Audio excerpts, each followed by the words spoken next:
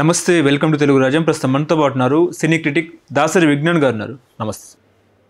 ముఖ్యంగా Mirai trailer release అయింది, మీరు చూసే ఉండుంటారు.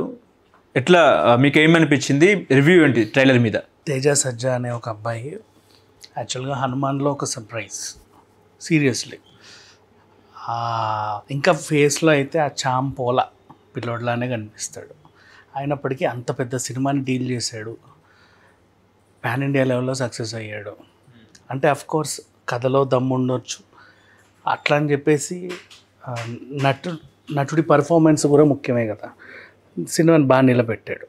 అంటే డైరెక్టర్ నమ్మిన కథని అతను భుజాన మోసుకొని మొత్తానికి ఏదో రకంగా లీడ్ చేశాడు. నవ్వు ఆ అబ్బాయి నుంచే వస్తున్న నెక్స్ట్ సినిమా అంటే కొంచెం అంచనాలు ఉంటాయి. పైగా 2 ఏళ్ళు గ్యాప్ తీసుకొని మిరాయి రిలీజ్ అవుతుంది. అండ్ ప్రమోషన్స్ కూడా తన భుజాల మీద వేసుకొని మొన్న బిగ్ బాస్ అగ్ని పరీక్షకి వెళ్ళాడు, అలాగే ఇంకో ఛానల్కి వెళ్ళాడు, ఇంకో ఛానల్, అన్నీ పెద్ద పెద్దవన్నీ తిరుగుతూ ఉన్నాడు అనమాట. జస్ట్ ఒక అపియరెన్స్. ఎందుకు వచ్చావని అడిగితే మిరాయి దాన్ని మోస్తున్నాడు. ఇంకా చాలామంది ఉన్నారనుకోండి, మంచు మనోజ్ ఉన్నాడు, జగపతి బాబు గారు, శ్రీయ గారు, బోల్డ్ అంతమంది ఆర్టిస్టులు ఉన్నప్పటికీ కూడా తనే కొంచెం ప్రధానంగా కనబడి వెళ్తున్నాడు. సరే, ఏముంది అసలు మిరాయి ట్రైలర్? అది చూస్తేనేమో ఒక టైప్ ఆఫ్ థ్రిల్లర్, ఒక డివోషనల్ టచ్ కూడా ఉంది. ఓకే. 9 గ్రంథాలని తీసుకోవడానికి విలన్, అది అతని చేతికి వెళ్లకుండా కాపాడడానికి హీరో. తన శక్తి సరిపోక తనకొక్క ఆయుధం అవసరపడింది. ఆ ఆయుధం యుగ యుగాలుగా వస్తుంది, దాని పేరు మిరాయి. ఇట్లా రాసుకున్న స్టోరీ ఆల్మోస్ట్ మనకు చెప్పేశారు ట్రైలర్ ద్వారా ఇట్లా ఉండబోతుంది అని.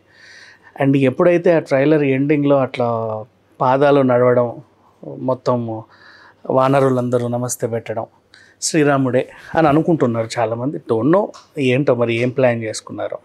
ఇప్పటివరకైతే వాళ్ళు ఒక సర్ప్రైజ్ అన్నట్టు పెట్టారు.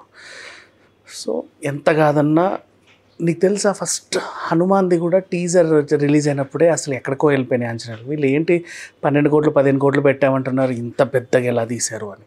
మిరాయి కూడా అంతే, కొంచెం మరీ అంత కాకపోయినా 100 కోట్లు అయితే కాదు, ఓ మోస్తరు బడ్జెట్ పెట్టి అంటే అవసరమైనంత గ్రాండియర్ లుక్ తీసుకొచ్చారు. తక్కువ బడ్జెట్లో కూడా పెద్ద పెద్ద సినిమాలు తీయొచ్చని తేజ సజ్జా చూస్తే నిరూపించుకోవచ్చు. అంటే అర్థమైపోయింది నవ్వు. మిరాయి మీద ఉన్న అంచనాలు అన్నీ కాదు. ఎందుకు ఆఫ్టర్ హనుమాన్ అని అన్నాను అంటే, దాని తర్వాత ఈ అబ్బాయి పెరిగిపోయింది గ్రాఫ్. అండ్ స్టార్టింగే పాన్ ఇండియా సినిమా రేంజ్లో నటించి దాన్ని హిట్ చేయడం చాలా గ్రేట్. పైగా సంక్రాంతికి రావాలనుకోవడం డేర్, సంక్రాంతికి వచ్చి అన్ని సినిమాల కంటే ఇతను నిలబడడం ఇంకా గ్రేట్. సో అట్లా ఇతనిలో ఏదో ఉంది అని అనిపించింది. ఏదో లక్, సినిమా వాళ్ళు ఎక్కువ మనం లక్కులనే కదా నమ్ముతాం. సో ఇతన్ని నమ్మి డబ్బులు పెడితే ఎంత పెట్టినా కనీసం 2 3 వెనకేసుకోవచ్చు అన్న ప్రొడ్యూసర్లు ముందుకు వచ్చారు. కానీ ఏ కథ పడితే ఆ కథ తను కూడా యాక్సెప్ట్ చేయాల, తనకి ఏదో నచ్చిన జోనర్లో వెళ్తున్నాడు. ఇప్పుడు ఇది వచ్చింది మిరాయి. టైటిల్ నుంచే ఆల్మోస్ట్ దీని మీద ఒక క్రేజ్ అనేది ఏర్పడింది. అప్పుడెప్పుడు మిరాయి అంటే ఈ ఆయుధం అని చూపించారు, ఒక కత్తిని. అండ్ దాని చుట్టూ అల్లుకున్న ఈ కథలు, నెక్స్ట్ శ్రీయాని అలా చూపించి వదిలేయడం, అరే ఈవిడ ఎందుకుంది, వీళ్ళు ఎందుకున్నారు, వాళ్ళు ఎందుకున్నారు, మళ్ళీ మంచు మనోజ్ విలన్ గేటప్ వేయడం ఏంటి, ఇట్లాంటివన్నీ చూసిన తర్వాత దీని మీద అంచనాలు పెరిగిపోయాయి. ఎంత కనుకొని ఇప్పుడు September 12th వస్తున్నారు కదా, ఐ డోంట్ నో, నెక్స్ట్ వీకే రిలీజ్ ఉంది ఇది. ఆల్మోస్ట్ అన్ని థియేటర్స్లో అక్కడెక్కడ దీని ట్రైలర్స్ పడ్డ ప్రతి చోట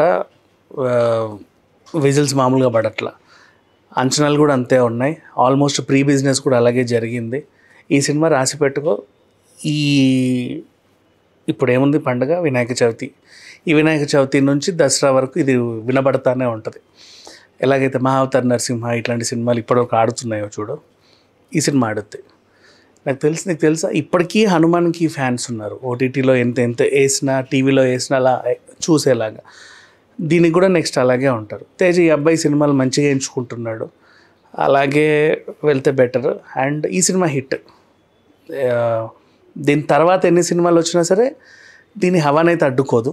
అంటే సస్పెన్స్ ఉంటాయి, ట్విస్ట్లు ఉంటాయి అనుకోవచ్చు. సస్పెన్స్ ట్విస్ట్లు కాదు, ట్విస్ట్లు సస్పెన్స్లు అన్నీ పక్కన పెట్టేస్తే కథలో కొంచెం డివోషనల్ టచ్ తీసుకొస్తుంటే ఈ మధ్యకాలంలో సినిమాలన్నీ బాగా హిట్ అవుతున్నాయి. అది కొంచెం పొలిటికల్ మైలేజ్గా కూడా వెళ్ళే అవకాశం కూడా ఉంది. గతంలో బీజేపీలు సినిమాని బాగా హైప్ చేసుకున్నారు, వాళ్ళు ఓన్ చేసుకున్నారు బీజేపీ నాయకులు కూడా.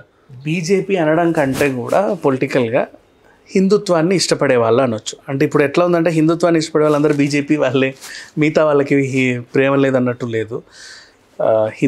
హైందవాన్ని ఇష్టపడే వాళ్ళందరూ కూడా అరే ఇదేదో వచ్చింది చూద్దాం. ఎలా అయితే అవతార్ నరసింహలో ఎవరున్నారు, ఏ హీరో ఉన్నాడు, ఎవరు లేరు, ఏ హీరోయిన్ ఉంది, అసలు ఎవరు లేరు.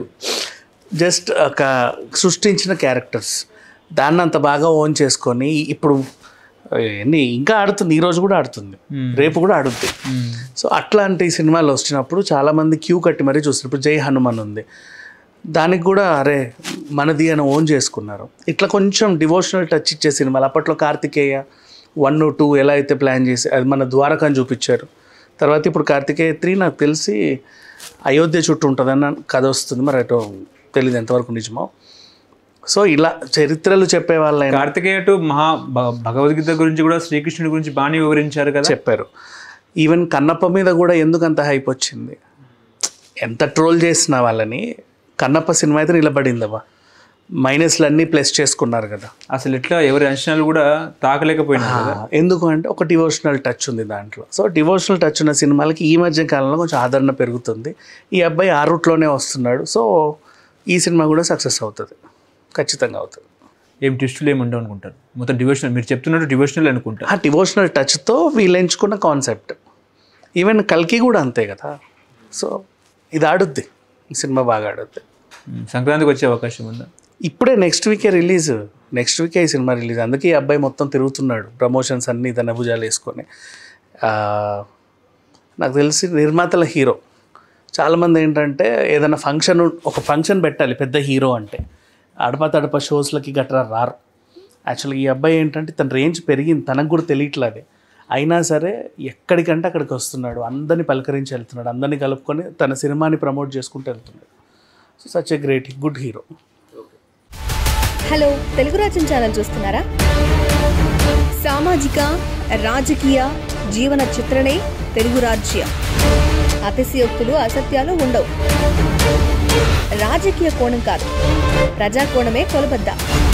తెలుగు రాజ్యం వీక్షణ మీ ఉత్తమ అభిరుచికి నిదర్శనం.